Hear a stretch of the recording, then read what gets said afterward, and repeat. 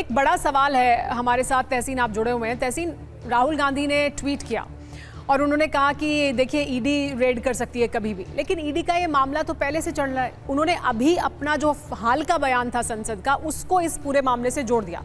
तो क्या वो राजनीतिक पॉइंट स्कोर करने के लिए जो उन्होंने संसद में बयान दिया, उसको इस तरह के मामलों से जोड़कर एक पॉइंट स्कोर करने की कोशिश कर रहे हैं या राजनीति करने की कोशिश कर रहे हैं? ये क्या उनकी तरफ से किया गया एक स्टंट है?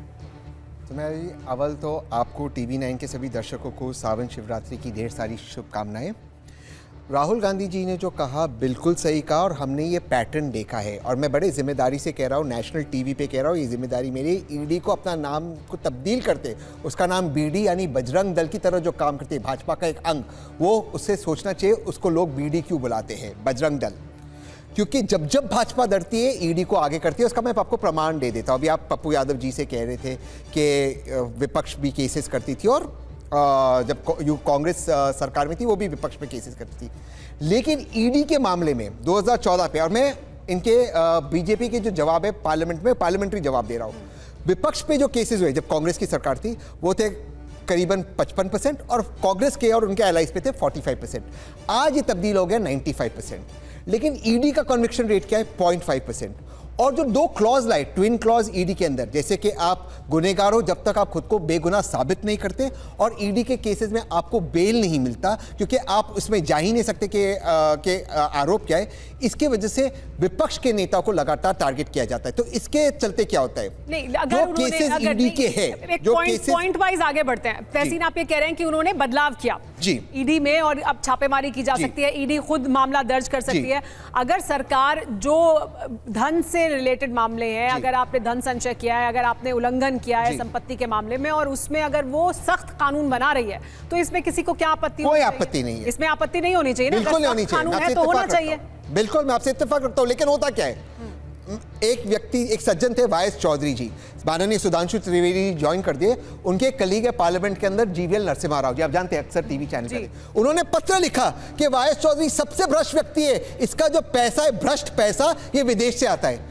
आज वाईएस चौधरी सुधांशु जी के साथ पार्लियामेंट के अंदर बैठते, ईडी के केसेस कोल्ड स्टोरेज में चले गए। दूसरे एक व्यक्ति है छगन भुजबल जी, मैं देवेंद्र फडणवीस की मराठी में हिंदी में अनुवाद करते पढ़ता हूँ। महाराष्ट्र की पावन भूमि पे इनसे ज्यादा भ्रष्ट नेता कोई पैदा नहीं हुआ।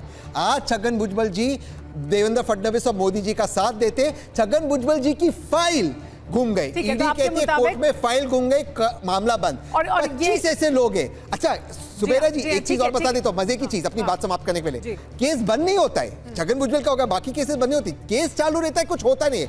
अगर कल हेमंता बिस्वा शर्मा जी, जिन पे बीजेपी ने व्हाइट पेपर निकाला, ये बीजेपी छोड़ते कांग्रेस आ जाए ना, ये केस भागना शुरू हो जाता है, इसको कोल्ड स्टोरेज में डालते। ये जो ईडी का दुरुपयोग कर रही है भाजपा, जैसे मैंने कहा 95% केसेस। ठीक है, सुधांशु त्रिवेदी जी हमारे साथ जुड़ गए, उनकी प्रतिक्रिया ले लेते हैं। सुधांशु त्रिवेदी जी, राहुल गांधी ने एक्स पर पोस्ट किया, उनके समर्थन में तमाम विपक्ष के नेता सामने आ गए और वो कह रहे हैं कि हाँ वाकई ऐसा ही हो रहा है, जो अभी तहसीन भी कह रहे हैं, क्योंकि ये मामले सामने आए हैं। 2014 से 25 विपक्ष के नेता जो बीजेपी में गए, उनमें से 23 के जो मामले थे उसमें उन्हें राहत मिल गई, यानी वो या तो धीमी हो गई रफ्तार या फिर वो कोल्ड स्टोरेज में चला गया। तो फिर क्या इस आरोप में दम है कि ईडी का इस्तेमाल किया जाता है दबाने के लिए आवाज को? देखिए, भिन्न भिन्न मुकदमे तकनीकी आधार पर भिन्न भिन्न तरीके से चलते हैं।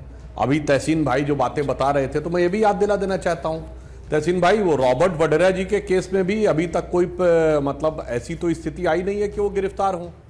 तो अगर वो नहीं आई है, जो आपके रिलेटिव भी हैं, तो वो नहीं आई है तो वो तो सत्य की विजय है, और दूसरे के में नहीं आई है तो वो राजनीतिक बात है। तो मतलब आपको क्या लगता है कि रॉबर्ट वड्रा को भी हम लोग बचा रहे हैं? हम स्वतंत्र रूप से ईडी और न्यायालय को काम करने दे रहे हैं, जिसके ऊपर जैसा केस बनता है तकनीकी आधार पर, गुण दोष के आधार के ऊपर वो निर्णय लेते हैं।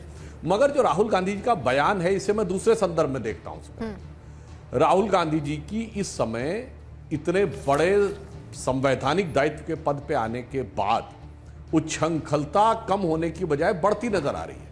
मुझे ऐसा प्रतीत हो रहा है कि केजरीवाल जी जब से जेल गए हैं, तो केजरीवाल जी का ऐसा लगता है आत्मा राहुल गांधी जी के अंदर आ गई है। देखिए, पहले केजरीवाल जी जिस ढंग से बोलते थे ना, मैं ये कर दूंगा, मैं वो कर दूंगा, मैं पलट दूंगा, तोड़ दूंगा, फोड़ दूंगा, वैसी भाषा वो करने लगे हैं। सदन के पटल का उपयोग केजरीवाल जी जिस ढंग से करते थे विधानसभा में खड़े होकर कुछ भी अनशन बोल दो क्योंकि आपको इम्यूनिटी है फ्लोर ऑफ द हाउस पे जो बोले, वैसा ही ये करने लगे हैं। आप याद करिए, ये फ्री बांट दूंगा, वो फ्री कर दूंगा, वो फ्री कर दूंगा, वही राहुल गांधी आ गए। अभी बजट सत्र चल रहा है, मैं दोबारा कह देना चाहता हूं, इन्होंने कहा था हर परिवार के एक महिला को 1 लाख रुपया देंगे। भारत की 140 करोड़ की आबादी है, 4.5% पर फैमिली है, डिवाइड करिए 4.5 से 140 को तो 31 आता है। और भारत की रेवेन्यू रिसीप्ट 26,80,000 यानी भारत में दिए बयान से ही जोड़ रहे हैं राहुल गांधी। 32 लाख करोड़ कह रहे हैं कि चक्रव्यूह वाले बयान से परेशान है सत्ता पक्ष, मैं एक और बात इस वजह से ऐसा करिए। तो क्या वाकई को परेशानी है उनके इस बयान? उसी बिंदु पे आ रहा हूं जी। नहीं, मैं उसी पे आ रहा हूं। फिर ये वही केजरीवाल जी का स्टाइल हो गया, मुझे पता है कि ये होने वाला है, सीबीआई के अधिकारी ने मुझे बताया था, ईडी के अधिकारी ने मुझे बताया था।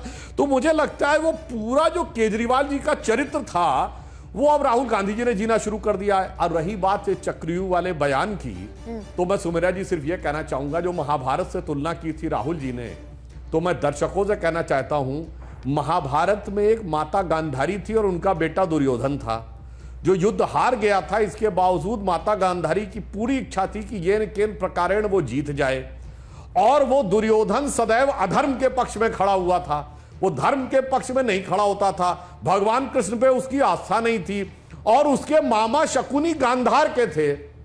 वैसे उस समय गांधार भारत का हिस्सा था, वे टेक्निकली आज भारत के बाहर के थे।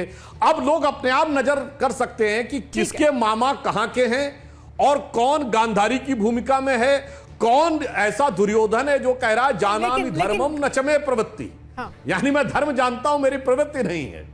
तो लोग महाभारत का वह चरित्र किसके ऊपर लागू हो रहा है, ये करोड़ों दर्शक सहजता से समझ सकते हैं। लेकिन राहुल गांधी तो आप पर आरोप लगा रहे हैं ना, वो तो आपको कह रहे हैं कि आप उन्हें फंसाने की कोशिश कर रहे हैं, क्योंकि उन्होंने इस तरह के बयान दे दिए जिससे कि वो सरकार को घेरे। जिन बयानों को आप कह रहे हैं कि उनके अंदर अरविंद केजरीवाल की आत्मा आ गई है, वो उन्हीं बयानों को कह रहे हैं कि देखिए उससे परेशान हो रहे हैं और परेशान होकर ये कार्रवाई करेंगे। और देखिए आपने शुरुआत में कहा कि जैसा होता है केस उस तरह से आगे बढ़ता है, लेकिन इस तरह के मामले हुए हैं। देखिए खास तौर पर एक उदाहरण मैं आपको दूंगी और फिर मैं उससे चाहूंगी कि उससे आप फिर जो विपक्ष आरोप लगाता है उसका क्या तर्क बनता है। अजीत पवार के मामले में मुंबई पुलिस ने ईओडब्ल्यू का केस फाइल किया। अक्टूबर 2020 में रिपोर्ट दर्ज की गई, तब वो एमबीए सरकार का हिस्सा थे। उसके बाद उसे दोबारा खोल दिया गया। जब वो वापस बीजेपी के साथ आ गए तो उसे फिर वापस बंद कर दिया गया। यानी खोलना बंद करना, जिस तरह से वो सरकार में आते हैं जाते हैं उस हिसाब से होता है। बीजेपी में आए तो मार्च में फिर बंद कर दिया गया। तो फिर क्यों ना ये आरोप लगे कि ये विपक्ष को साधने के लिए, उनको खामोश करने के लिए विपक्ष के नेताओं के खिलाफ इस्तेमाल किया जाता है। सुधांशु जी। हाँ, इसका मैं दोनों आधार पर जवाब देता हूं। पहला एक तात्कालिक जवाब, देखिए यह भी हो सकता है कि राहुल जी को ऐसा लगता हो कि किसी केस में उनके लिए समस्या आ सकती हो, तो इस ढंग के बयान देना उनकी स्ट्रेटजी का पार्ट रहा हो कि ऐसे बयान दो ताकि बाद में मैं जस्टिफाई कर सकूं। अन्यथा मैं पूछना चाहता हूं, राहुल जी के जीजा जी पे कार्रवाई नहीं हो रही है तो राहुल जी के ऊपर क्यों उनको ऐसा लगता कार्रवाई हो रही है? अगर वहां पे न्यायालय बिल्कुल व्यवस्था और प्रक्रिया से चल रहा है तो यहां प्रक्रिया के बियॉन्ड क्यों हो जाएगा? और दूसरा, मैं दर्शकों से कहना चाहता हूं, यद्यपि हम बहुत बार ये बात बोल चुके हैं, पुनः रिपीट कर देना चाहते हैं। जो लोग कहते हैं 2014 के बाद जेल जाने का सिलसिला शुरू हुआ, तो मैं याद दिलाना चाहता हूं, राहुल गांधी जी और सोनिया गांधी जी इस मामले पर नेशनल हेराल्ड केस में मुचलके पे हैं, जिसपे इनको डर लग रहा है। वो अक्टूबर 2013 में दर्ज हुआ दिल्ली हाई कोर्ट के द्वारा। ना हमारी सरकार थी, ना हमारी सरकार से शुरू हुआ था। जी हाँ। कनिमोझी और ए राजा 2011 में जेल गए, हमारी सरकार नहीं थी। सुरेश कालमाड़ी 2010 में जेल गए, हमारी सरकार नहीं थी। मधु कोड़ा 2008 में जेल गए, सीएम झारखंड, हमारी सरकार नहीं थी। शिबू सोरेन 2006 में जेल गए, हमारी सरकार नहीं थी। करुणानिधि 2000 में जेल गए, लालू यादव 97 में जेल गए, जयललिता 96 में जेल गई। झारखंड मुक्ति मोर्चा रिश्वत कांड 1994 में हुआ। राजीव गांधी पे आरोप 1987 में लगे, एफआईआर 1990 में दर्ज हुई।